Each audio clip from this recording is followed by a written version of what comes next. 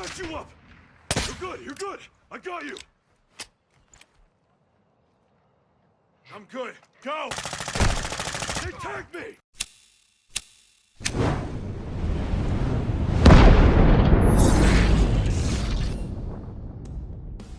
Ooh, what's going on, everybody? This is dkdynamite, and today we're going to be talking about the brand new trailer reveal for Warzone 2 and DMZ, some features you didn't know about, and even more. Definitely stay tuned. But before we jump into that, be sure to hit that subscribe button down below, because we're very close to 100,000 subscribers here on the main channel. Really appreciate it. Also drop a like and turn notifications on to stay up to date with everything going on in Modern Warfare 2, Warzone 2, Warzone Mobile, and any other future Call of Duty as well. But as of right now, you can preload Warzone 2 in its entirety. As a reminder, if you already own Modern Warfare 2, the Warzone 2 preload is just an additional pack on the same game. The full Season 1 preload update was unfortunately delayed and will be added soon, probably later tonight or at the latest at some point tomorrow. If you don't own Modern Warfare 2, you can preload Warzone 2's file, but if you don't intend on playing Warzone 2, you can optionally delete the Warzone 2 content pack, so it's not taking up space on your console or PC. I know for those out there that assume they were going to be separate applications, here's the real answer to that. They technically are. If you don't own Modern Warfare 2 and just download Warzone 2 for free, you just want to have access to campaign, multiplayer, and Spec Ops, but you can still play Warzone 2 and DMZ freely. It just looks like it's the same application. However, they have ensured that it won't have the same issue as MW19 and Warzone 1, where every time one part of the game gets an update, both parts end up breaking. There's weird bugs. They have found a way to seamlessly integrate both of the applications into one, but not too much to the point where we see the same problems we had with Warzone 1. Now, tonight's video is sponsored by Struct. Struct is an app for creating, playing, and sharing 3D games where you can turn your own ideas into games without any coding skills. Creating a cool game for yourself is easy with Struct. You can choose from ready-made templates or start from a blank draft to realize your ideas. The Struct app and the games are completely free to create and enjoy. More than 2 million games have already been created on Struct with different game themes such as shooter, RPG, racing, zombie apocalypse, and even more. Simply scroll through or search for specific games to play. You can also like, comment, and share games with your friends to go ahead and play together. Now, there's also the Struct Showdown, where you can actually play with up to 12 friends, create your own server, or join other matches in progress. It's actually a blast. Now, the Struct team also closely listens to the feedback and ideas from the community. The Struct app is constantly getting improved with weekly updates. But if you're ready to download Struct and start creating your own games for free, then you can check out the special link in this video's description or the pinned comment to download Struct today. But thank you to Struct for sponsoring tonight's video. Now, today we got a brand new trailer to celebrate the launch of Warzone 2 and DMZ. The trailer itself was pretty wholesome. I love the music choice. There was a claim last week from Gaming Insider The Ghost of Hope that he had saw the trailer and it actually lacked music and it wasn't very well done, but either he saw a different version of that or didn't see it at all. That's why I always say take all rumors with a grain of salt from any leaker out there on the internet, because we got some really nice underwater shots here in the trailer, awesome looking gameplay, a super clean overview of Al Mazrah, and there are some wild trailer moments in here which we typically see whenever there's a COD reveal trailer where some impossible things happen that probably wouldn't actually occur in a real match, and we have cars hitting helicopters, we have some crazy moments going on. I do love the video editing of this trailer as well. I mean, I love editing altogether, so this trailer really hit home. I mean, super clean transitions. There also is a pretty big focus on DMZ later in the trailer, which gives us a better glimpse of kind of what's going on in the extraction-like mode altogether. Would have loved to have seen this trailer or the blog post we're about to talk about before we ended up getting the gameplay showcase a couple of days ago, because I feel like that would have set the tone a lot better for the future of Warzone 2 and DMZ. I do feel like the fact that we kind of got marketing in reverse has been a bit confusing for the general audience. It doesn't look like DMZ is going to get its own trailer. They kind of just merged it into this Warzone 2 one, which is fine, but I hope this trailer and the blog posts we've been getting have kind of helped your understanding of what DMZ truly is, because I don't think the gameplay showcase really did it justice, and maybe it would have been more appropriate if the creators who got flown out got to watch this trailer and read these blogs before playing it, so they kind of went in with a better idea of what to show to the rest of the world. But once we all get our hands on the mode later this week, I'm sure the perception of the mode will be drastically different from last week. Now, today's blog post does have quite a bit of information. A lot of it is in regards to Warzone 2 altogether, the Battle Royale. No mention of Plunder, so I do believe that's a mode that's coming out post-launch, but I could be mistaken on that one. It might end up dropping as soon as this week. I'll keep you guys updated.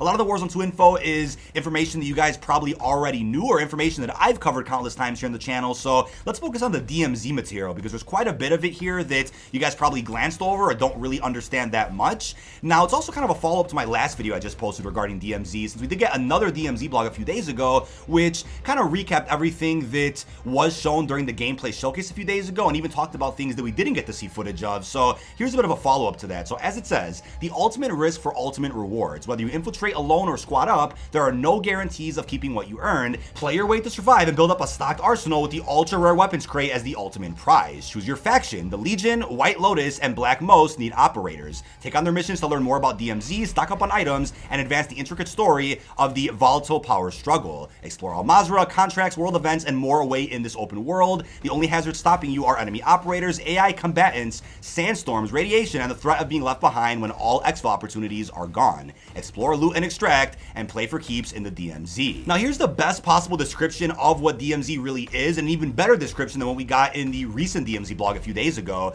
DMZ is an open world, narrative-focused extraction mode where operators have free reign to complete faction-based missions, take on additional side objectives, engage with enemy operators or AI combatants, and search for valuable items, all while fighting to survive towards exfiltration. Essentially, your goal in DMZ is to infiltrate Al Mazrah, collect valuable items while performing various tasks, and escape before dying or the time limit is reached. Instead of dropping in from a plane, operators are set to enter at random points around Al Mazrah. In theory, now every operator will be completing the same task. While there are always faction missions to complete, there are also contracts to find, events to encounter, and the points of interest to explore. All this is usually marked on the TAC map. For the benefit of your survival and success in the mode, your operator has a backpack. This holds everything from weapons and equipment to cash and other valuables that can be used to buy items at the shops. While in the DMZ, any found items, from containers, plucked off deceased soldiers, or loose in the world, must be manually placed in the backpack. Anytime during the match, you have the option to exfiltrate. Do this by calling in a helicopter transport at specific marked locations on the map. After you use all marked exfil locations, a final exfil point is revealed. This is the last means of escape before the match is over and your escape becomes impossible, as operators are presumed dead due to becoming MIA.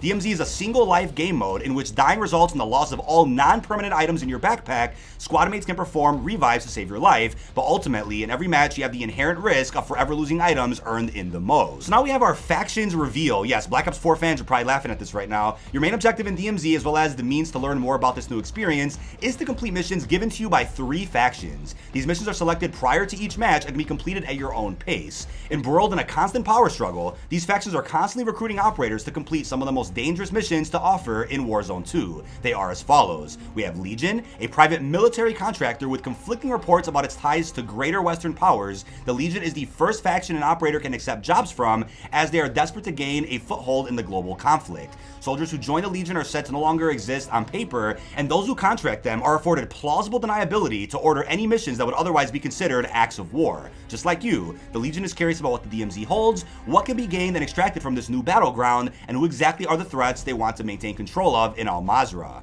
While assisting the Legion, you may realize what power can do to those who are not ready to wield it. We then have White Lotus. After successfully completing multiple missions for the Legion, you will eventually learn about DMZ's second faction, one fighting on its heel to regain silent dominance over the region. For years, White Lotus used Al Mazrah's abundance of natural resources to help fuel its benefactors, who are rapidly expanding their public infrastructure projects both within and beyond its borders. However, attrition from Al-Qatala and other factions have significantly reduced their presence. In assisting the White Lotus, you may eventually help them retake their original operations base, which could ultimately reestablish the control they once held over the DMZ. And lastly, we have the Black Most. This third faction comes online only after you complete multiple missions for both the Legion and White Lotus, as they hold knowledge as the ultimate form of power. An anonymous decentralized group, Black Most has a shadow presence over the DMZ. Despite a lack of known leadership, the group is built on 3 key tenets. Do not talk about the Black Most, do not reveal your personal identity, and do not attack the defenseless. Their missions are grounded in espionage and cyber warfare, using technology found in the DMZ to have total reconnaissance. The 3 factions offer plenty of missions to tackle in DMZ, but those searching for more action are also free to do the following during any infiltration. So here's where replayability comes in. On top of the factions, we have the following contracts.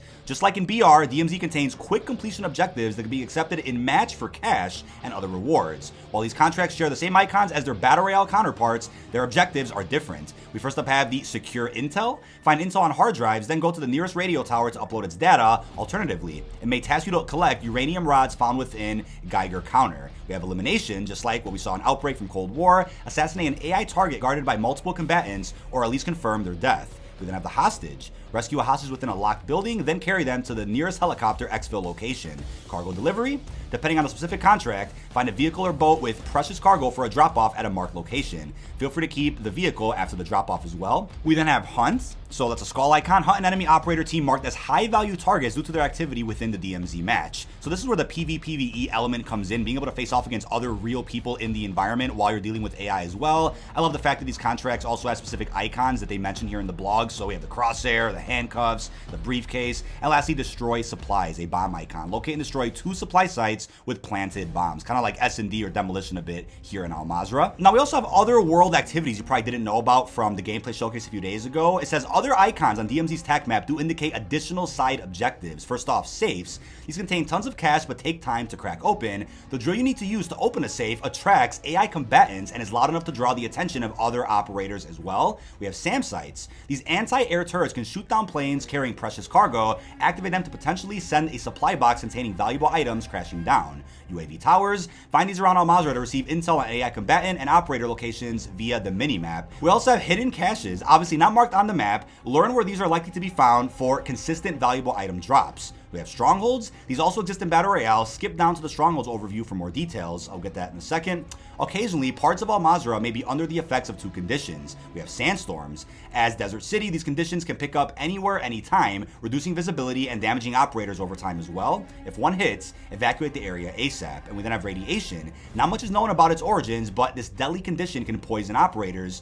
Iodine pills, a new field upgrade, can be found to counter its effects. Now, one of the coolest parts of DMZ, which we didn't know much about as of a couple of days ago, but we know more about now, is regarding the assimilation in the experience itself. While DMZ focuses mainly on eliminating AI combatants, you may also encounter other operators during your travels across Al Mazrah. You are free to engage or avoid these other squads as you see fit. In squad-based DMZ matches, such as trios at launch, probably quads maybe later on throughout the year, there's also the option to assimilate with other squads instead of fighting them. Though you might be initially reticent to partner with rival operators, through proximity chat and calm head, you can try to foster a temporary alliance. You may be glad you did, as this is incredibly useful. First, if all operators are trying to complete the same faction mission, they want to party up and tackle it together. Alternatively, if one group is newer to the DMZ and can convince a more experienced party to help them out, that could help them survive in a match longer. Or in situations where 2 squads are in heated battle, they can ultimately decide to save their ammo, assimilate, and revive each other before soldiering on. Also, after assimilating, operators cannot pull a General Shepherd and cut loose ends. Friendly fire is disabled on temporary squad mates. That's massive. I mean, proximity chat already is a really cool feature we're going to see throughout COD 2.0, which we didn't really have much of in previous Call of Duty titles.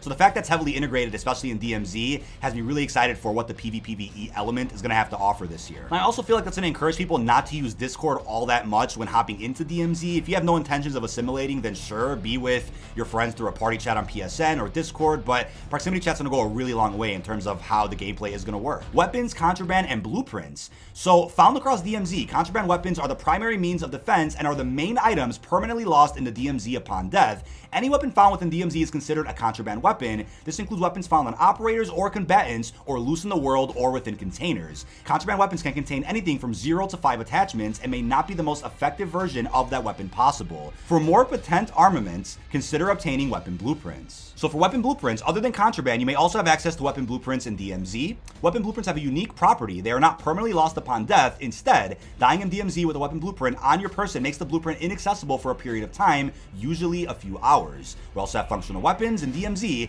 Extracting with any contraband weapon unlocks it across all other game modes. This includes the M13B assault rifle, a new free functional weapon earned by defeating Redacted. So it's still a mystery as to how we're going to unlock this upcoming DLC weapon. I'll keep you guys posted with a separate video later this week. But lastly, some other vital information from this blog does talk about Strongholds and Blacksites. Another concept across both modes at launch is the presence of Strongholds and their more elite variant, the Blacksites. At the end of the first circle collapse in Battle Royale matches, 3 Strongholds are activated around the map and do not require a key for access. At the beginning of a DMZ match, several Strongholds will become accessible by finding a key somewhere around the map. In both modes, they are marked with a large green castle icon and contain AI combatants. In Battle Royale, the first team to reach a Stronghold must defuse a bomb before the time expires. Otherwise, the objective is to clear a specific amount of enemies. Both AI combatants and rival operators count. This is also the default objective in DMZ. Blacksites, though available only in Battle Royale, are a more dangerous form of Strongholds. This requires a key, Blacksite key, key to access, which is given to the first operator or squad that clears a stronghold. The Blacksite is marked with a skull icon and contains considerably tougher enemies, including a unique Juggernaut boss. The reward for completing a Blacksite is great. First, a permanent weapon blueprint is immediately rewarded for use in all modes. During the match itself, operators also get tons of legendary items as well as a permanent UAV of the area surrounding the Blacksite until it is the circle collapse. But before we wrap up, let's go ahead and talk about the new version of the buy station, which many people out there still have questions about. So as it says, the buy station is an interactable space where you can purchase items or sell them in DMZ using cash. The buy station has a few similar offerings between modes, as well as a unique offering in DMZ and Battle Royale. So the available gear, at least at launch, will include gas mask, kill streaks, armor, and even more. This is the buy station content of old with a new twist. There is limited quantity of items that can be bought at each shop before it runs out for the match, and the item list may not be the same for each shop. You can buy weapons, so you can have custom weapons created for custom loadouts in Battle Royale, which could be purchased for a considerable fee. So the primary weapon from your desired loadout. You can't buy your full loadout though. You also have teammate buyback for Battle Royale only. As in the original Warzone, squad mates can buy back their fallen allies, including those who lose in the gulag. But lastly, we have the sell option, which is only going to be in DMZ.